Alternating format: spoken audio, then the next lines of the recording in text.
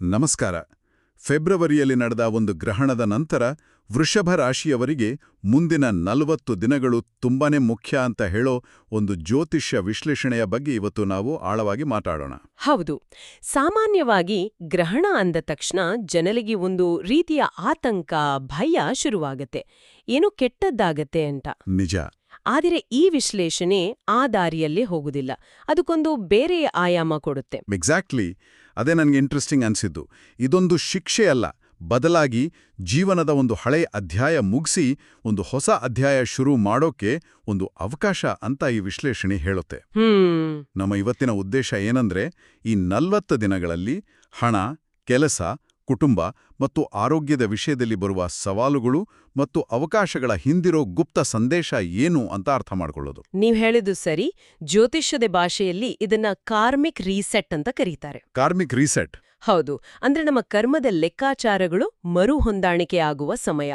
ಈ ವಿಶ್ಲೇಷಣೆಯ ದೃಷ್ಟಿಕೋನದಲ್ಲಿ ಇದು ವೃಷಭ ರಾಶಿಯವರನ್ನು ಭವಿಷ್ಯಕ್ಕೆ ಸಿದ್ಧಪಡಿಸುವ ಒಂದು ಪ್ರಕ್ರಿಯೆ. ಸಿದ್ಧತೆ? ಹೌದು. ಬಹಳ ಕಾಲದಿಂದ ಕಾಡುತ್ತಿದ್ದ ಹಳೇ ನೋವುಗಳು, ಕಾರಣವೇ ಇಲ್ಲದೆ ಅರ್ಧಕ್ಕೆ ನಿಂತೋದ ಕೆಲ್ಸಗಳು, ಮರೆತೇ ಹೋಗಿದ್ದ ಕನಸುಗಳು, ಇವೆಲ್ಲವನ್ನೂ ಈ ಗ್ರಹಣ ಮತ್ತೆ ನಮ್ಮುಂದೆ ತಂದು ನಿಲ್ಲಿಸುತ್ತೆ ಅಂತ ಹೇಳಲಾಗಿದೆ. ಅಂದ್ರೆ ನಾವು ಯಾವುದನ್ನು ಕಾರ್ಪೆಟ್ ಕೆಳಗೆ ಗುಡಿಸಿ ಮುಚ್ಚಿ ಹಾಕಿದ್ದೆವೋ ಅದೆಲ್ಲ ಈಗ ಹೊರಗೆ ಬರುತ್ತೆ ಅಂತಾಯ್ತು. ಅದೇ. ಹಾಗಿದ್ದರೆ ಈ ಪ್ರಕ್ರಿಯೆ ಮಾನಸಿಕವಾಗಿ ಮತ್ತು ಭಾವನಾತ್ಮಕವಾಗಿ ಬಹಳ ಕಷ್ಟಕರವಾಗಿರಬೇಕಲ್ವೇ? ಈ 40 ದಿನಗಳಲ್ಲಿ ವೃಷಭ ರಾಶಿಯವರು ಯಾವ ರೀತಿಯ ಭಾವನೆಗಳನ್ನು ಎದುರಿಸಬಹುದು? ಖಂಡಿತ. ಈ ವಿಶ್ಲೇಷಣೆಯಲ್ಲಿ ಅದರ ಬಗ್ಗೆ ಸ್ಪಷ್ಟವಾದ ಉಲ್ಲೇಖವಿದೆ. ಈ ಸಮಯದಲ್ಲಿ ಒಂದು ರೀತಿಯ ಬೇಸರ, ಒಂಟೆತನ ಕಾಡಬಹುದು. ಸಣ್ಣ ಸಣ್ಣ ವಿಷಯಗಳಿಗೂ ಸಿಕ್ಕಾಪಟ್ಟೆ ಯೋಚನೆ ಮಾಡೋದು, ಭವಿಷ್ಯದ ಬಗ್ಗೆ ಒಂದು ಅಸ್ಪಷ್ಟ ಭಯ ಶುರುವಾಗೋದು ಮತ್ತು ಮುಖ್ಯವಾಗಿ ನಿರ್ಧಾರಗಳನ್ನು ತೆಗೆದುಕೊಳ್ಳುವಾಗ ದೊಡ್ಡ ಗೊಂದಲ ಉಂಟಾಗಬಹುದು. ಗೊಂದಲ? ಹೌದು. ಇದನ್ನ ಮಾಡ್ಲಾ ಅದನ್ನ ಮಾಡ್ಲಾ ಅನ್ನೋ ದ್ವಂದ್ವ ಮನಸ್ಥಿತಿ ಹೆಚ್ಚಾಗುತ್ತೆ. ಈ ಗೊಂದಲದ ಬಗ್ಗೆ ಹೇಳಿದಾಗ ಈ ವಿಶ್ಲೇಷಣೆಯಲ್ಲಿ ಒಂದು ನಿರ್ದಿಷ್ಟ ಪ್ರಶ್ನೆ ಮನಸ್ಸಲ್ಲಿ ಪದೇ ಪದೇ ಬರುತ್ತೆ ಅಂತ ಹೇಳಲಾಗಿದೆಯಲ್ಲ? ಹೌದು ಹೌದು. ಅದು ಆಸಕ್ತಿದಾಯಕವಾಗಿದೆ. ಯಾಕಂದ್ರೆ ಅದು ಕೇವಲ ಗೊಂದಲಕ್ಕಿಂತ ಹೆಚ್ಚಾಗಿ ಒಂದು ಆತ್ಮಾವಲೋಕನದ ಸೂಚನೆಯಂತೆ ಕಾಣಿಸುತ್ತೆ. ನಿಖರವಾಗಿ. ಅದೇ ಈ ಗ್ರಹಣದ ಪ್ರಭಾವದ ತಿರುಳು. ನಾನು ಸರಿಯಾದ ದಾರಿಯಲ್ಲಿ ಸಾಗುತ್ತಿದ್ದೇನಾ ಅನ್ನೋ ಒಂದು ಮೂಲಭೂತ ಪ್ರಶ್ನೆ ಮನಸ್ಸಿನ ಆಳದಿಂದ ಮೇಲೆ ಬರುತ್ತೆ. ಇದು ಕೇವಲ ಒಂದು ಕ್ಷಣದ ಗೊಂದಲವಲ್ಲ. ಇದು ನಮ್ಮ ಜೀವನದ ದಿಕ್ಕನ್ನು, ನಮ್ಮ ಆಯ್ಕೆಗಳನ್ನು, ನಮ್ಮ ಆದ್ಯತೆಗಳನ್ನು ಮರುಪರಿಶೀಲಿಸಲು ಪ್ರಕೃತಿ ನೀಡುತ್ತಿರುವ ಒಂದು ಸಂಕೇತ. ಓಕೆ. ಈ ವಿಶ್ಲೇಷಣೆ ಹೇಳೋ ಹಾಗೆ ಈ ಆತಂಕವನ್ನು ಒಂದು ಸಮಸ್ಯೆಯಾಗಿ ನೋಡುವ ಬದಲು ನಮ್ಮ ನಿಜವಾದ ದಾರಿಯನ್ನು ಹುಡುಕಲು ಸಹಾಯ ಮಾಡುವ ಒಂದು ಕಂಪಾಸ್ ಅಥವಾ ದಿಕ್ಸೂಚಿಯಾಗಿ ನೋಡಬೇಕು. ವಾವ್, ಅದು ಅದ್ಭುತವಾದ ದೃಷ್ಟಿಕೋನ. ಆತಂಕವೇ ಒಂದು ದಿಕ್ಸೂಚಿ ಅನ್ನೋದು. ಸರಿ, ಈ ಆಂತರಿಕ ಗೊಂದಲ ಹೊರಗಿನ ಪ್ರಪಂಚದ ಮೇಲೆ, ಅಂದ್ರೆ ನಮ್ಮ ದೈನಂದಿನ ಜೀವನದ ಪ್ರಾಯೋಗಿಕ ವಿಷಯಗಳಾದ ಹಣಕಾಸು ಮತ್ತು ವೃತ್ತಿ ಜೀವನದ ಮೇಲೆ ಹೇಗೆ ಪರಿಣಾಮ ಬೀರುತ್ತೆ? ಹಣದ ವಿಷಯದಲ್ಲಿ ಕೆಲವು ಎಚ್ಚರಿಕೆಗಳನ್ನು ನೀಡಲಾಗಿದೆ ಅಂತ ಕಾಣಿಸ್ತೆ. ಹೌದು. ಹಣಕಾಸಿನ ವಿಚಾರದಲ್ಲಿ ತುಂಬಾನೇ ಜಾಗರೂಕರಾಗಿರಲು ಸಲಹೆ ನೀಡಲಾಗಿದೆ. ಅನಿರೀಕ್ಷಿತ ಖರ್ಚುಗಳು ಎದುರಾಗಬಹುದು. ಉದಾಹರಣೆಗೆ ಇದ್ದಕ್ಕಿದ್ದಂತೆ ಗಾಡಿ ರಿಪೇರಿಗೆ ಬರ್ಬೋದು, ಅಥವಾ ಮನೆಯಲ್ಲಿ ಯಾವುದಾದ್ರೂ ಎಲೆಕ್ಟ್ರಾನಿಕ್ ವಸ್ತು ಕೆಟ್ಟು ಹೋಗ್ಬೋದು. ಓ ಸರಿ. ಹಾಗೆಯೇ ನಮ್ಗೆ ಬರ್ಬೇಕಾದ ಹಣ ಸರಿಯಾದ ಸಮಯಕ್ಕೆ ಕೈ ಸೇರದೆ ತಡೆಯುವಾಗ್ಬೋದು. ಇದರಿಂದಾಗಿ ತಿಂಗಳ ಬಜೆಟ್ ಏರುಪೇರಾಗಿ ಸ್ವಲ್ಪ ಸಾಲದ ಒತ್ತಡವೋ ಹೆಚ್ಚಾಗುವ ಸಾಧ್ಯತೆ ಇದೆ. ಒಂದು ನಿಮಿಷ, ಇಲ್ಲಿ ಒಂದು ಗೊಂದಲ ಇದೆ. ಒಂದು ಕಡೆ ದುಡ್ಡಿನ ವಿಷಯದಲ್ಲಿ ಹುಷಾರಾಗಿರಿ, ಯಾವುದೇ ದೊಡ್ಡ ಹೂಡಿಕೆ ಮಾಡಬೇಡಿ ಅಂತ ಹೇಳಲಾಗ್ತಿದೆ. ಹೌದು.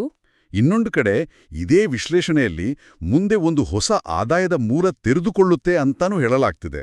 ಇದು ಪರಸ್ಪರ ವಿರುದ್ಧವಾಗಿ ಕೇಳಿಸ್ತಿಲ್ವೇ? ಇದನ್ನು ಹೇಗೆ ಅರ್ಥ ಮಾಡಿಕೊಳ್ಳೋದು? ಬಹಳ ಒಳ್ಳೆ ಪ್ರಶ್ನೆ.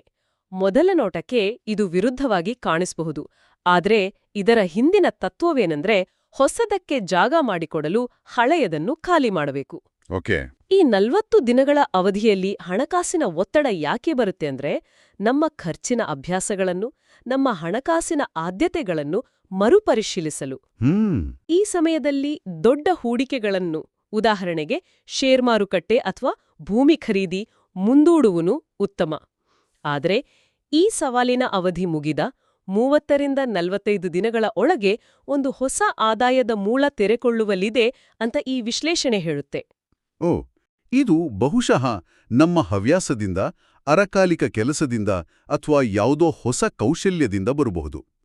ಹಾಗಾಗಿ ಈ ಅವಧಿಯ ತಾಳ್ಮೆ ಮತ್ತು ಜಾಗರೂಕತೆಗೆ ಮುಂದೆ ಖಂಡಿತವಾಗಿಯೂ ಉತ್ತಮ ಫಲವಿದೆ. ಓಕೆ, ಈಗ ಸ್ಪಷ್ಟವಾಯಿತು. ಅಂದ್ರೆ ಹಳೆ ನೀರಿನ ಪೈಪ್ ಲೀಕ್ ಸರಿ ಮಾಡಿದ ನಂತರವೇ ಹೊಸ ನೀರಿನ ಸಂಪರ್ಕ ಸಿಗುತ್ತೆ ಅನ್ನೋ ಹಾಗೆ. ಅದೇ, ಪರ್ಫೆಕ್ಟ್. ಸರಿ, ಇನ್ನು ವೃತ್ತಿ ಜೀವನದ ಕಡೆ ಬರೋಣ. ಕೆಲ್ಸದಲ್ಲಿರುವವರಿಗೆ ಮತ್ತು ಸ್ವಂತ ಬಿಸ್ನೆಸ್ ಮಾಡೋರಿಗೆ ಇದು ಹೇಗೆ ಪರಿಣಾಮ ಬೀರಬಹುದು? ಕೆಲಸದ ಸ್ಥಳದಲ್ಲಿ ಒತ್ತಡ ಹೆಚ್ಚಾಗುತ್ತೆ ಅಂತ ಹೇಳಲಾಗಿದೆ. ಹೌದು. ಉದ್ಯೋಗದಲ್ಲಿರುವವರಿಗೆ ಇದು ಸ್ವಲ್ಪ ಕಠಿಣ ಸಮಯ. ಮೇಲಧಿಕಾರಿಗಳ ಜೊತೆ ಸಣ್ಣಪುಟ್ಟ ವಿಷಯಗಳಿಗೆ ಮನಸ್ತಾಪ ಆಗಬಹುದು. ನಾವು ಎಷ್ಟೇ ಕಷ್ಟಪಟ್ಟು ಕೆಲಸ ಮಾಡಿದರೂ ನಿರೀಕ್ಷಿತ ಪ್ರಶಂಸೆ ಅಥವಾ ಬಡ್ತಿ ಸಿಗದೆ ನಿರಾಸೆ ಆಗಬಹುದು. ಇದರಿಂದಾಗಿ ನಾನು ಈ ಕೆಲಸಕ್ಕೆ ಸರಿಹೊಂದುವುದಿಲ್ಲವೇನೋ ಅಥವಾ ಈ ಕೆಲಸ ಬಿಟ್ಟುಬಿಡಬೇಕಾ ಅನ್ನೋ ಯೋಚನೆಗಳು ಸಹಜವಾಗಿ ಮನಸ್ಸಿಗೆ ಬರುತ್ತವೆ. ಹಾಗಾದರೆ ಇದು ಕೆಲಸ ಕಳೆದುಕೊಳ್ಳುವ ಸೂಚನೆಯೇ? ಇಲ್ಲ. ಅಲ್ಲಿಯೇ ಈ ವಿಶ್ಲೇಷಣೆ ಒಂದು ಬಹಳ ಮುಖ್ಯವಾದ ವ್ಯತ್ಯಾಸವನ್ನು ಗುರುತಿಸುತ್ತೆ. ಇದು ಜಾಬ್ ಲಾಸ್, ಅಂದರೆ ಕೆಲಸ ಕಳೆದುಕೊಳ್ಳುವ ಯೋಗವಲ್ಲ. ಓಕೆ. ಬದಲಾಗಿ ಇದೊಂದು ಜಾಬ್ ಶಿಫ್ಟ್ ಸಿಗ್ನಲ್ ಅಂತ ಹೇಳಲಾಗಿದೆ. Job shift signal? ಹೌದು. ಇದರರ್ಥ ನಾವು ಮಾಡುತ್ತಿರುವ ಕೆಲಸ ನಮ್ಮ ನಿಜವಾದ ಸಾಮರ್ಥ್ಯಕ್ಕೆ ಅಥವಾ ಆಸಕ್ತಿಗೆ ಸರಿಹೊಂದುವುದಿಲ್ಲ ಅನ್ನೋದರ ಸಂಕೇತ. ಅಂದ್ರೆ ಕೆಲಸದಲ್ಲಿನ ಒತ್ತಡ ಮತ್ತು ಅಸಮಾಧಾನವೇ ಒಂದು ರೋಗವಲ್ಲ, ಬದಲಾಗಿ ಅದೊಂದು ದೊಡ್ಡ ಬದಲಾವಣೆ ಅವಶ್ಯಕತೆ ಇದೆ ಅನ್ನೋದರ ಲಕ್ಷಣ. ಎಕ್ಸಾಕ್ಟ್ಲಿ. ನಾನು ಸರಿಯಾದ ದಾರಿಯಲ್ಲಿದ್ದೇನಾ ಅನ್ನೋ ಪ್ರಶ್ನೆಗೆ ಕೆಲಸದ ಸ್ಥಳದಲ್ಲಿ ಸಿಗುತ್ತಿರುವ ಉತ್ತರ ಇದು ಮಾಡುತ್ತೆ. ಬಹುಶಃ ಇದೇ ಕಂಪನಿಯಲ್ಲಿ ಬೇರೆ ಜವಾಬ್ದಾರಿ ತೆಗೆದುಕೊಳ್ಳಲು ಅಥವಾ ಸಂಪೂರ್ಣವಾಗಿ ಹೊಸ ವೃತ್ತಿಯ ಕಡೆಗೆ ಗಮನ ಹರಿಸಲು ಇದು ನಮ್ಮನ್ನು ಪ್ರೇರೇಪಿಸಬಹುದು.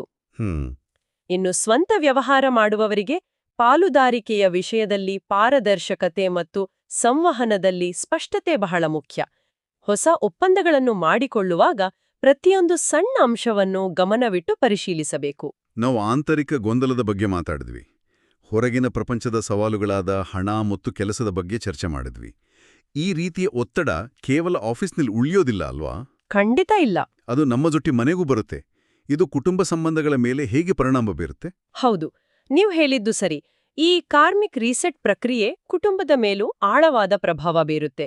ಈ ಮೂಲದ ಪ್ರಕಾರ ಗ್ರಹಣವು ಮನೆಯಲ್ಲಿ ಬಹಳ ಹಿಂದೆ ನಡೆದ ಮರೆತು ಹೋಗಿದ್ದ ಹಳೆಯ ವಿಷಯಗಳನ್ನು ಮತ್ತೆ ಕೆದಕಬಹುದು. ಯಾರೋ ಆಡಿದ ಒಂದು ಮಾತು, ಯಾವುದೋ ಒಂದು ಹಳೆಯ ಜಗಳ ಮತ್ತೆ ಮುನ್ನೆಲೆಗೆ ಬಂದು ವಾತಾವರಣವನ್ನು ಹಾಳು ಮಾಡಬಹುದು. ವಿಶೇಷವಾಗಿ ಪತಿ ಪತ್ನಿಯರ ನಡುವೆ ಮಾತುಕತೆ ಕಡಿಮೆಯಾಗಿ ಒಂದು ರೀತಿಯ ಮೌನ ಆವರಿಸಬಹುದು. ಅಥವಾ ಒಬ್ರು ಪ್ರೀತಿಯಿಂದ ಹೇಳಿದ್ದನ್ನು ಇನ್ನೊಬ್ರು ತಪ್ಪಾಗಿ ಅರ್ಥ ಮಾಡಿಕೊಳ್ಳುವ ಸಂದರ್ಭಗಳು ಹೆಚ್ಚಾಗಬಹುದು. ಇಂಥ ಸೂಕ್ಷ್ಮ ಪರಿಸ್ಥಿತಿಯಲ್ಲಿ ಸಾಮಾನ್ಯವಾಗಿ ಎಲ್ಲರೂ ಮಾತಾಡಿ ಬಗೆಹರಿಸಿಕೊಳ್ಳಿ ಅಂತ ಸಲಹೆ ಕೊಡ್ತಾರೆ. ಆದರೆ ಈ ವಿಶ್ಲೇಷಣೆ ಸ್ವಲ್ಪ ವಿಭಿನ್ನವಾದ ಸಲಹೆಯನ್ನು ಕೊಡುತ್ತೆ ಅಂತ ಅನಿಸುತ್ತೆ. ಹೌದು, ಇಲ್ಲಿ ನೀಡಲಾಗಿರುವ ಸಲಹೆ ಬಹಳ ಪ್ರಬುದ್ಧವಾಗಿದೆ ಮತ್ತು ಆಳವಾಗಿದೆ. ಈ ಸಮಯದಲ್ಲಿ ಮಾತಿಗಿಂತ ಸಹನೆ ಮುಖ್ಯ ಅಂತ ಹೇಳಲಾಗಿದೆ. ಮಾತಿಗಿಂತ ಸಹನೆ? ಹೌದು. ಯಾಕೆಂದ್ರೆ ಎಲ್ಲರೂ ಭಾವನಾತ್ಮಕವಾಗಿ ಸೂಕ್ಷ್ಮವಾಗಿರುವಾಗ ಮಾತಿನಿಂದ ಪರಿಸ್ಥಿತಿ ಇನ್ನಷ್ಟು ಹದಗೆಡುವ ಸಾಧ್ಯತೆ ಇರುತ್ತೆ. ನಿಜ. ಹಾಗಾಗಿ ಪ್ರತಿಯೊಂದಕ್ಕೂ ಪ್ರತಿಕ್ರಿಯಿಸುವ ಬದಲು ಸ್ವಲ್ಪ ಸಮಯ ನೀಡುವುದು, ಪರಿಸ್ಥಿತಿ ತಣ್ಣಗಾಗಲು ಬಿಡುವುದು ಉತ್ತಮ. ಆಸ್ತಿಪಾಸ್ತಿಯಂತಹ ಪ್ರಮುಖ ಕೌಟುಂಬಿಕ ನಿರ್ಧಾರಗಳನ್ನು ಈ 40 ದಿನಗಳ ಮಟ್ಟಿಗೆ ಮುಂದೂಡುವುದೇ ಜಾಣತನ ಎಂದು ಸ್ಪಷ್ಟವಾಗಿ ಸೂಚಿಸಲಾಗಿದೆ. ಕೆಲಸದಲ್ಲಿ ಒತ್ತಡ, ಮನೆಯಲ್ಲಿ ಮನಸ್ತಾಪ, ಈ ರೀತಿ ಮಾನಸಿಕವಾಗಿ ಮತ್ತು ಭಾವನಾತ್ಮಕವಾಗಿ ಸತತವಾಗಿ ದಣಿದರೆ ಅದರ ಪರಿಣಾಮ ದೇಹದ ಮೇಲೆ ಬೀಳಲೇಬೇಕಲ್ವೇ? ಖಂಡಿತವಾಗಿಯೂ. ಆರೋಗ್ಯದ ಬಗ್ಗೆ ಈ ವಿಶ್ಲೇಷಣೆ ಏನ್ ಹೇಳುತ್ತೆ? ಖಂಡಿತ. ಮನಸ್ಸು ಮತ್ತು ದೇಹ ಬೇರೆ ಬೇರೆಯಲ್ಲ. ಮನಸ್ಸಿನ ಒತ್ತಡ ನೇರವಾಗಿ ದೇಹದ ಮೇಲೆ ಪರಿಣಾಮ ಬೀರುತ್ತೆ. ಈ ವಿಶ್ಲೇಷಣೆಯ ಪ್ರಕಾರ ನಿದ್ರಾಹೀನತೆ, ಅಂದ್ರೆ ರಾತ್ರಿ ಎಷ್ಟೇ ಪ್ರಯತ್ನಿಸಿದ್ರೂ ಸರಿಯಾಗಿ ನಿದ್ದೆ ಬಾರ್ದಿರುವುದು ಒಂದು ಸಾಮಾನ್ಯ ಸಮಸ್ಯೆ ಆಗಬಹುದು. ಜೊತೆಗೆ ತಲೆ ಯಾವಾಗಲೂ ಭಾರವಾದಂತೆ ಅನುಭವವಾಗುವುದು ಮತ್ತು ಅಜೀರ್ಣ ಅಥವಾ ಹೊಟ್ಟೆಗೆ ಸಂಬಂಧಿಸಿದ ಸಮಸ್ಯೆಗಳು, ಗ್ಯಾಸ್ಟ್ರಿಕ್ನಂತಹ ಸವಾಲುಗಳ ಕಾಣಿಸ್ಕೊಳ್ಬಹುದು. ಇವೆಲ್ಲವೂ ಗಂಭೀರ ಕಾಯಿಲೆಗಳಲ್ಲದಿದ್ರೂ ದೈನಂದಿನ ಜೀವನದ ಉತ್ಸಾಹವನ್ನೇ ಕಡಿಮೆ ಮಾಡಿಬಿಡ್ತದೆ. ಹೌದು. ಇದರ ಹಿಂದಿನ ಮೂಲ ಕಾರಣ ಮನಸ್ಸಿನ ಒತ್ತಡ ಅಂತ ಸ್ಪಷ್ಟವಾಗಿ ಹೇಳಲಾಗಿದೆಯಾ? ಮತ್ತು ಇದಕ್ಕೆ ಪರಿಹಾರವೇನು? ಹೌದು, ಇದರ ಮೂಲ ಕಾರಣವೇ ಮಾನಸಿಕ ಒತ್ತಡ ಅಂತ ಸ್ಪಷ್ಟವಾಗಿ ಉಲ್ಲೇಖಿಸಲಾಗಿದೆ.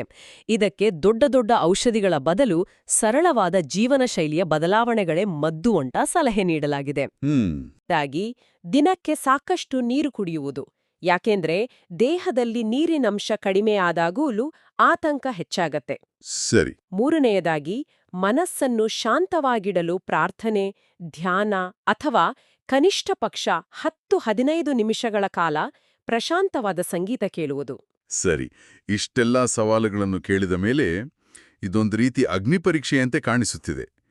ಈ ಕಷ್ಟದ ಸಮಯವನ್ನು ದಾಟಲು, ಗ್ರಹಣದ ನಕಾರಾತ್ಮಕ ಪ್ರಭಾವವನ್ನು ಕಡಿಮೆ ಮಾಡಲು ಏನಾದರೂ ನಿರ್ದಿಷ್ಟವಾದ ಸರಳವಾದ ಪರಿಹಾರಗಳನ್ನು ಈ ವಿಶ್ಲೇಷಣೆಯಲ್ಲೂ ಸೂಚಿಸಲಾಗಿದೆಯಾ? ಖಂಡಿತ. ಕೆಲವು ಬಹಳ ಸರಳ ಆದರೆ ಶಕ್ತಿಶಾಲಿ ಎಂದು ಬಣ್ಣಿಸಲಾದ ಪರಿಹಾರಗಳನ್ನು ನೀಡಲಾಗಿದೆ. ಗ್ರಹಣದ ದಿನದಂದು ಮನೆಯಲ್ಲಿ ದೇವರ ಮುಂದೆ ಒಂದು ದೀಪವನ್ನು ಹಚ್ಚಿಡುವುದು. ದೀಪ. ಹೌದು. ದೀಪವು ಕತ್ತಲನ್ನು ಅಂದ್ರೆ ನಕಾರಾತ್ಮಕ ಶಕ್ತಿಯನ್ನು ದೂರ ಮಾಡುತ್ತದೆ ಎಂಬ ನಂಬಿಕೆ. ಎರಡನೆಯದಾಗಿ, ಗಡಿಬಿಡಿ ಮಾಡದೆ ಒಂದು ಕಡೆ ಶಾಂತವಾಗಿ ಕುಳಿತು ಧ್ಯಾನ ಮಾಡುವುದು. ಮನಸ್ಸಲ್ಲಿ 1000 ಯೋಚನೆಗಳು ಬರುತ್ತಿದ್ದರೂ ಅವುಗಳನ್ನು ಗಮನಿಸುತ್ತಾ ಸುಮ್ಮನೆ ಕುಳಿತುಕೊಳ್ಳುವುದು. ಮಂತ್ರ ಜಪ ಮತ್ತು ದಾನದ ಬಗ್ಗೆಯೂ ಉಲ್ಲೇಖವಿದೆ ಅಲ್ವೇ? ಅದರ ಹಿಂದಿನ ತತ್ವವೇನು? ಹೌದು. 108 ಬಾರಿ ಓಂ ನಮಃ ಶಿವಾಯ ಮಂತ್ರವನ್ನು ಜಪಿಸೋದ್ರಿಂದ ಮನಸ್ಸಿನಲ್ಲಿ ಒಂದು ರೀತಿಯ ಸ್ಥಿರತೆ ಮತ್ತು ಧೈರ್ಯ ಬರುತ್ತದೆ ಎಂದು ಹೇಳಲಾಗಿದೆ. ಶಿವನನ್ನು ಲಯಕಾರಕ ಮತ್ತು ಪರಿವರ್ತನೆಯ ಸಂಕೇತವಾಗಿ ನೋಡುವುದರಿಂದ ಈ ಮಂತ್ರವು ಹಳೆಯದನ್ನು ಬಿಟ್ಟು ಹೊಸದನ್ನು ಸ್ವೀಕರಿಸಲು ಮಾನಸಿಕ ಶಕ್ತಿ ನೀಡುತ್ತದೆ. ಇನ್ನು ದಾನದ ವಿಷಯಕ್ಕೆ ಬಂದರೆ, ಹೇಳಿ. ಅಕ್ಕಿ ಅಥವಾ ಹಾಲಿನಂತಹ ಬಿಳಿ ಬಣ್ಣದ ವಸ್ತುಗಳನ್ನು ಅವಶ್ಯಕತೆ ಇರುವವರಿಗೆ ದಾನ ಮಾಡುವುದರಿಂದ ಚಂದ್ರನಿಗೆ ಸಂಬಂಧಿಸಿದ ದೋಷಗಳು ಪರಿಹಾರವಾಗುತ್ತವೆ. ಇದು ನಿಸ್ವಾರ್ಥ ಸೇವೆಯ ಮೂಲಕ ನಮ್ಮ ಕರ್ಮದ ಭಾರವನ್ನು ಕಡಿಮೆ ಮಾಡಿಕೊಳ್ಳುವ ಒಂದು ಮಾರ್ಗ. ಮಾಡಬೇಕಾದ ಕೆಲಸಗಳ ಜೊತೆಗೆ ಖಂಡಿತವಾಗಿಯೂ ಮಾಡಬಾರದ ಕೆಲಸಗಳು ಅಂತ ಏನಾದರೂ ಎಚ್ಚರಿಕೆ ಇದೆಯಾ? ಇದೆ, ಮತ್ತು ಅದು ಬಹಳ ಮುಖ್ಯವಾದ ಎಚ್ಚರಿಕೆ. ಗ್ರಹಣದ ಸಮಯದಲ್ಲಿ ಮನೆಯಲ್ಲಿ ಅಥವಾ ಹೊರಗೆ ಯಾವುದೇ ರೀತಿಯ ಜಗಳ, ವಾದವಿವಾದಗಳಿಂದ ಸಂಪೂರ್ಣವಾಗಿ ದೂರವಿರಬೇಕು ಅಂತ ಬಲವಾಗಿ ಹೇಳಲಾಗಿದೆ. ಓಕೆ. ಈ ಸಮಯದಲ್ಲಿ ನಮ್ಮ ಭಾವನೆಗಳು ತೀವ್ರವಾಗಿರುವುದರಿಂದ ಒಂದು ಸಣ್ಣ ಮಾತು ಕೂಡ ದೊಡ್ಡ ಜಗಳಕ್ಕೆ ಕಾರಣವಾಗಬಹುದು.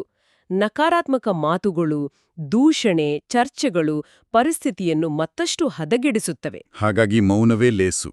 ಹೌದು. ಮೌನ ಮತ್ತು ಶಾಂತಿ ಕಾಪಾಡಿಕೊಳ್ಳುವುದು ಎಲ್ಲಕ್ಕಿಂತ ಮುಖ್ಯವಾದ ಪರಿಹಾರ. ಓಕೆ. ಈ 40 ದಿನಗಳ ಅಗ್ನಿಪರೀಕ್ಷೆ ಮುಗಿದ ನಂತರ ಏನಾಗುತ್ತೆ? ಜೀವನಕ್ಕೆ ಒಂದು ಹೊಸ ತಿರುವು ಸಿಗುತ್ತಾ? ಈ ವಿಶ್ಲೇಷಣೆಯ ಅತ್ಯಂತ ಭರವಸೆಯ ಭಾಗ ಬಹುಶಃ ಇದೇ ಇರಬೇಕು. ಹೌದು, ಖಂಡಿತ. ಈ ಸವಾಲಿನ ಅವಧಿ ಮುಗಿದ ನಂತರ ವೃಷಭ ರಾಶಿಯವರ ಜೀವನದಲ್ಲಿ ಒಂದು ಶುಭ ಯೋಗ ಅಂದ್ರೆ ಒಂದು ಅತ್ಯಂತ ಸಕಾರಾತ್ಮಕ ಹಂತ ಪ್ರಾರಂಭವಾಗಲಿದೆ ಅಂತ ಸ್ಪಷ್ಟವಾಗಿ ಹೇಳಲಾಗಿದೆ. ಜೀವನಕ್ಕೆ ಒಂದು ಹೊಸ ಮತ್ತು ಸ್ಪಷ್ಟವಾದ ದಿಕ್ಕು ಸಿಗಲಿದೆ. ಆ ಬದಲಾವಣೆಗಳು ಯಾವ ರೂಪದಲ್ಲಿರುತ್ತವೆ? ಅಂದ್ರೆ ಮೊದಲಿದ್ದ ಗೊಂದಲಗಳಿಗೆ ಉತ್ತರ ಸಿಗುತ್ತಾ? ನಿಖರವಾಗಿ ಈ ಮೊದಲು ನಿರ್ಧಾರ ತೆಗೆದುಕೊಳ್ಳಲು ಇದ್ದ ಗೊಂದಲ, ದ್ವಂದ್ವ ಮನಸ್ಥಿತಿ ಸಂಪೂರ್ಣವಾಗಿ ದೂರವಾಗಿ ಇದೇ ನನ್ನ ದಾರಿ ಎನ್ನೋ ಸ್ಪಷ್ಟತೆ ಬರುತ್ತೆ. ವಾವ್! ನಿರ್ಧಾರ ತೆಗೆದುಕೊಳ್ಳುವ ಸಾಮರ್ಥ್ಯ 100ರಷ್ಟು ಹೆಚ್ಚಾಗುತ್ತೆ. ಎಲ್ಲಕ್ಕಿಂತ ಮುಖ್ಯವಾಗಿ ನಾವು ಅವಕಾಶಗಳನ್ನು ಹುಡುಕಿಕೊಂಡು ಹೋಗುವ ಬದಲು ಹೊಸ ಅವಕಾಶಗಳು ತಾವಾಗಿಯೇ ನಮ್ಮನ್ನು ಹುಡುಕಿಕೊಂಡು ಬರಲಿವೆ. ಸರಿ.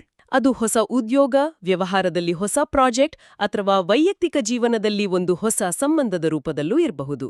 ಹಾಗಾದ್ರೆ ಈ 40 ದಿನಗಳ ಕಷ್ಟ, ತಾಳ್ಮೆ ಮತ್ತು ಆತ್ಮಾವಲೋಕನ ಮುಂದೆ ಬರಲಿರುವ ಯಶಸ್ಸಿಗೆ ಒಂದು ಗಟ್ಟಿಯಾದ ಅಡಿಪಾಯ ಹಾಕಿಕೊಡುತ್ತೆ. ಖಂಡಿತ. ಇದು ಲಾಟರಿ ಹೊಡೆದಂತೆ ತಕ್ಷಣ ಸಿಗುವ ಅದೃಷ್ಟವಲ್ಲ, ಬದಲಾಗಿ ಕಷ್ಟಪಟ್ಟು ಕಟ್ಟಿದ ಮನೆ ಇದ್ದ ಹಾಗೆ ಸ್ಥಿರವಾದ ಯಶಸ್ಸು. ಇದೇನಾ ಇದರ ಸಾರಾಂಶ? Perfectly summarised. ಇದೇ ಈ ವಿಶ್ಲೇಷಣೆಯ ತಿರುಳು. ಇದು ಚಿನ್ನವನ್ನು ಬೆಂಕಿಯಲ್ಲಿ ಶುದ್ಧೀಕರಿಸುವ ಪ್ರಕ್ರಿಯೆಯಂತೆ. ಈ ಅವಧಿಯು ನೋವು ಮತ್ತು ಗೊಂದಲವನ್ನು ನೀಡಿದ್ರೂ ಕೊನೆಯಲ್ಲಿ ವ್ಯಕ್ತಿಯನ್ನು ಮತ್ತಷ್ಟು ಬಲಿಷ್ಠ, ಸ್ಪಷ್ಟ ದೃಷ್ಟಿಯುಳ್ಳ ಮತ್ತು ಆತ್ಮವಿಶ್ವಾಸವುಳ್ಳವರನ್ನಾಗಿ ಮಾಡುತ್ತದೆ.